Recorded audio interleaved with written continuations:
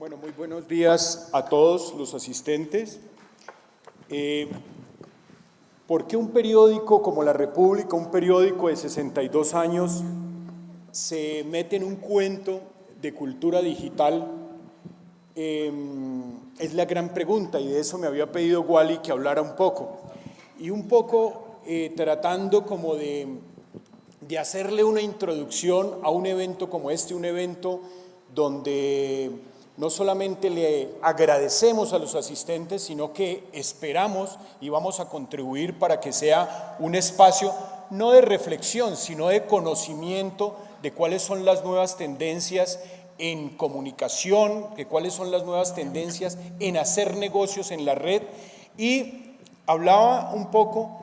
con los organizadores sobre, bueno, un periódico de 62 años, cuál es el papel que tiene en dar a conocer, en contribuir y por qué no montarse en la cultura digital para seguir progresando en el sector de las comunicaciones.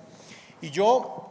más que aportar a la gente que no conoce el diario La República, aportar cuál ha sido su presencia en el mundo empresarial, que es una historia larga de 6 décadas, lo importante es ver cómo han evolucionado los lectores de La República. Y en ese recorrido uno dice, bueno, arrancamos en 1962 tratando de conquistar lectores claramente pertenecientes a la generación Baby Boomers, esa generación que nace al comienzo de la Guerra Fría, más o menos entre 1947 y más o menos se extiende hasta el 65. Hay muchas, digamos, discusiones o puntos de vista de dónde se comprende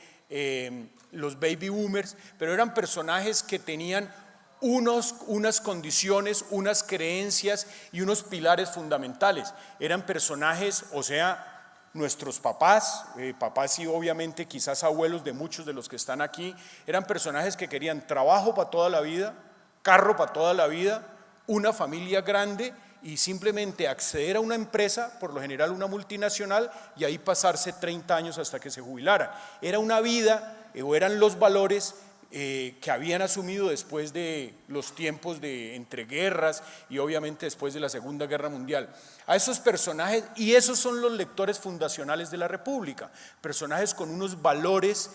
con unas creencias y que buscaban este tipo de información, que cuñaran ese tipo de valores o búsquedas en la sociedad. Posteriormente llega una generación, hijos de los baby boomers, que es la generación X, que la desarrolla Douglas Coupland, un periodista canadiense, que dice, mire, hay una generación nacida más o menos entre 1966 y 1972 que tienen otro tipo de valores, otro tipo de búsquedas, otro tipo como de creencias informativas y de bienes, digamos, de la economía.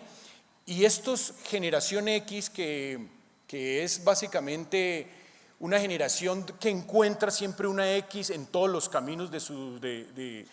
desarrollo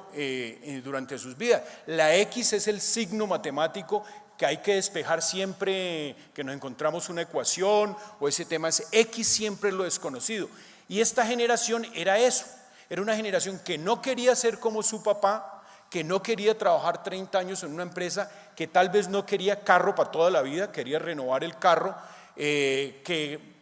no quería realmente tener una familia grande, pero simplemente era una generación como frustrada. Y era una generación que sí, un poco melancólica, de ahí muchos cantantes de los que todavía suenan y son de esa generación, el rock es muy de esa generación. Y a esto les sucede una generación que más o menos es de los años 75, hay una generación como amorfa, que es la que la llaman la generación Y, pero la que nos enfrentamos ahora es una generación que tiene fecha de nacimiento precisa y que es la que nos impone los retos de conquistar, y más desde un medio de comunicación dedicado a los negocios, a las finanzas y a los temas de políticas públicas como es La República. Y es la generación millennials, que son unos personajes que nacen más o menos cuando nace MTV. gente que no escucha música, que mira música, o sea, el primer gran, no defecto, el gran sello de marca, o sea, el video es un tema absolutamente,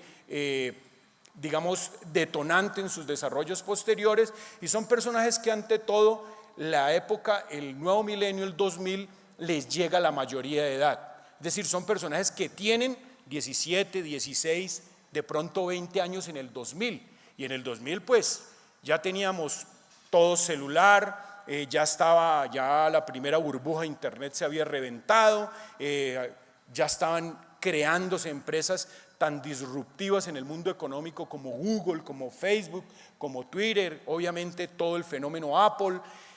y estos personajes son nuestro reto ahora. ¿Cómo se informan? ¿Cómo leen? ¿Cómo hacen los negocios? Particularmente esto último, ¿cómo hacen los negocios? Y este es el tema que siempre hemos querido hablar con los empresarios, sentarnos a hablar con el presidente, no sé, de las primeras 5 compañías colombianas, el presidente de Ecopetrol, el presidente del Éxito, es cómo cautivar a los millennials. Y los millennials tienen unas condiciones bien importantes, ya están entrados en años, porque más o menos nacen en el 81 y ya son personajes que están en la tercera década, son personajes que tienen unas condiciones muy interesantes. No quieren carro para toda la vida, es más, no quieren carro,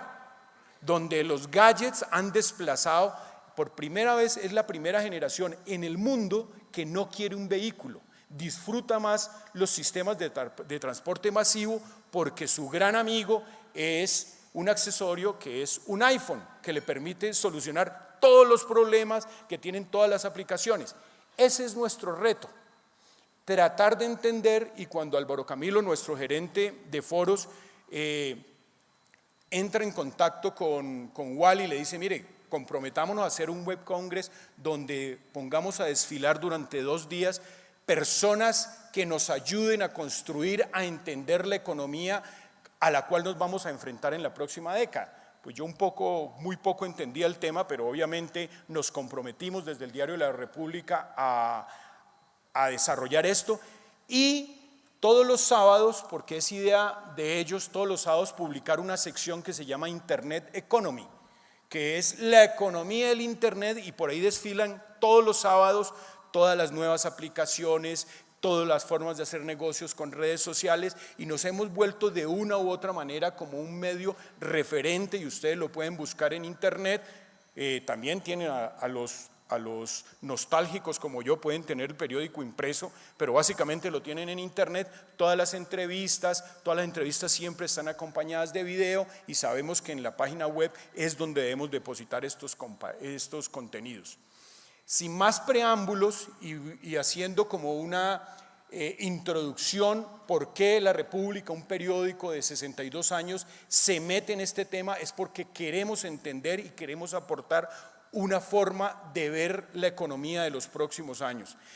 Quisiera invitar a la viceministra, la doctora María Isabel Mejía, que nos cuente cuál es esa visión desde las políticas públicas, cuál es esa visión que se tiene en el gobierno nacional sobre para dónde va, digamos, toda esta tendencia que seguramente es apenas la piedra angular, la piedra fundamental de lo que será la Colombia de las próximas décadas. Muchas gracias y bienvenida, señora viceministra.